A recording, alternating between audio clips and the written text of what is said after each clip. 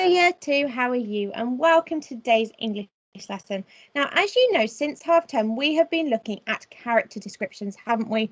And we have looked at describing a character's personality, their appearance, how they move, how they sound, and how they smell. And we have also looked at describing a character's personality using similes, as well as using conjunctions to extend our sentences in our character descriptions. Now, today, all of this is going to come together because we are going to be planning our very own character descriptions for Farmer Bean.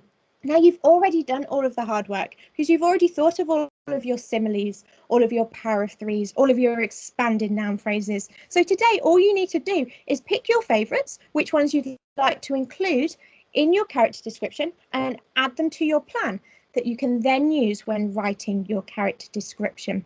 Now, before we start planning our character description, as I said, over the last week, we have looked at a lot of different things, haven't we? We've looked at expanded noun phrases, the power of three, similes, and so on. So for our starter activity for today, I would like to recap these different things that we have learnt. So here you have a picture of Miss Trunchbull. Now, we read the character description for Miss Trunchbull, didn't we? She's a character in Roald Dahl's story, Matilda. Now, I would like you to write 4 sentences about Miss Trunchbull. In your first sentence, I would like you to include an expanded noun phrase. Your second sentence, I would like you to include a power of 3. In your third sentence, I would want you to use a conjunction. And your fourth sentence needs to include a simile. Now, can you remember what each of those are and write a sentence including them? Okay, so pause the video now and have a go at writing your 4 sentences. Okay, Year 2, so have you written your 4 sentences? Fantastic, well done. Well, I had a go as well. Now, don't worry if your sentences aren't the same as mine, because I'm sure you've thought of some brilliant sentences, and I would love to see them if you could send them to the office. So shall we have a look at what I came up with? Okay, so my first sentence needed to include an expanded noun phrase, didn't it? Now, I know for an expanded noun phrase that I need 2 adjectives, a determiner at the start, then a comma between my 2 adjectives, and a noun at the end. Now, what did I come up with? Well, I have Miss Trunchbull wore her greasy, dull hair. Okay, so I've described her hair as greasy and dull. Miss Trunchbull wore her greasy, dull hair in a tight, thick bun on top of her head. So there I have got 2 expanded noun phrases, haven't I? I've got greasy, dull hair and a tight, thick bun. Okay, what have I come up with for my power of 3? Now, I remember for my power of 3, I need 3 adjectives, and I need to have a comma between the first 2 adjectives, and then and between the next 2 adjectives, okay? Because remember, you always need and before the last item, the last thing in your list, which in this case is an adjective. So I've got Miss Trunchbull's eyes were beady, mean, and glaring. Okay, so I've included 3 adjectives: beady, mean, and glaring. Okay, sentence number 3.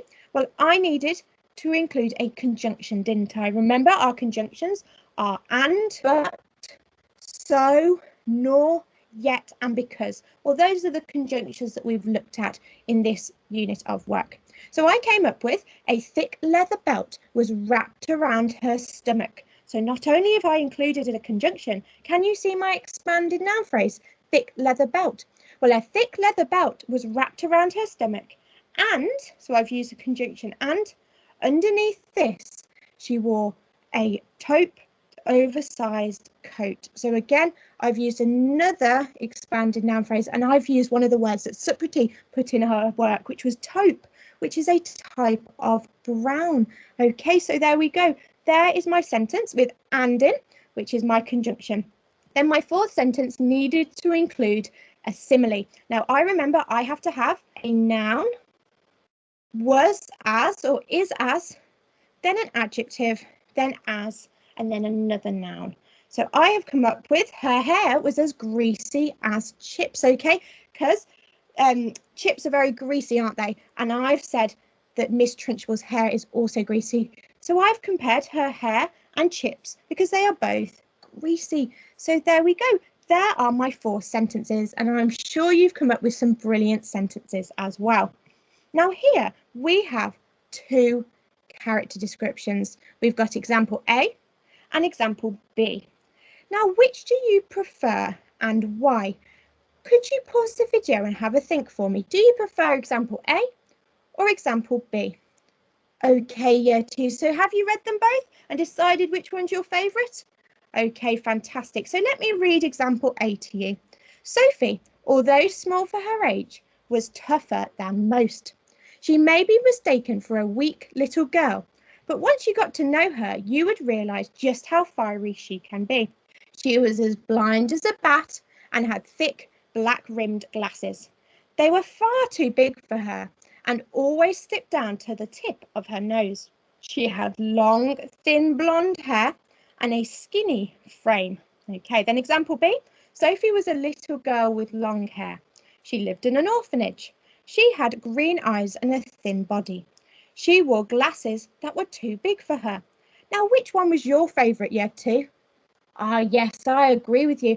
I prefer example A. Now, why do I prefer example A? Let's have a look at it together to see why I prefer it. Okay, so Sophie, although small for her age, was tougher than most. She may be mistaken for a weak little girl. Well, here, look, we have got an expanded noun phrase. Now, what have they missed here? Yes, look, they've missed a comma between the 2 adjectives. Oh, we should change that for them, shouldn't we? So a weak little girl. But, so here we've got a conjunction. Once you got to know her, you would realise just how fiery she can be. She was as blind as a bat. Now, what is this, year 2? Yes, you're right. This is a simile. So we've got as blind as a bat, and I missed fiery. Okay, I've highlighted that because I really like that adjective to describe that she is angry. Okay, that she's quite fiery. She's very brave, and had thick black-rimmed glasses. So she had thick black-rimmed glasses. So there is another expanded noun phrase. And I didn't spot that conjunction there. Can you see it? And had thick black-rimmed glasses. They were far too big for her and always slipped down to the tip of her nose. So here we've got another conjunction, and. She had long, thin blonde hair and a skinny frame. So in example A, they have used a lot more, haven't they? They've used expanded noun phrases, they have used conjunctions, and they have used a simile. But in example B, they haven't used any expanded noun phrase, have they? They've said a little girl, but they could have expanded that, couldn't they? And they haven't used any similes, and they haven't used any conjunctions. It's just one sentence, one simple sentence after another. So Sophie was a little girl with long hair. She lived in an orphanage. She had green eyes and a thin body. There's no extending the sentences, is there? So I would like to see more examples like example A in your work. Okay, so as I said, today we are going to be planning our character description. So I am going to plan the character description for Fantastic Mr. Fox, like I've been doing throughout this unit of work, and then you are going to have a go at describing Farmer Bean and planning your description for him.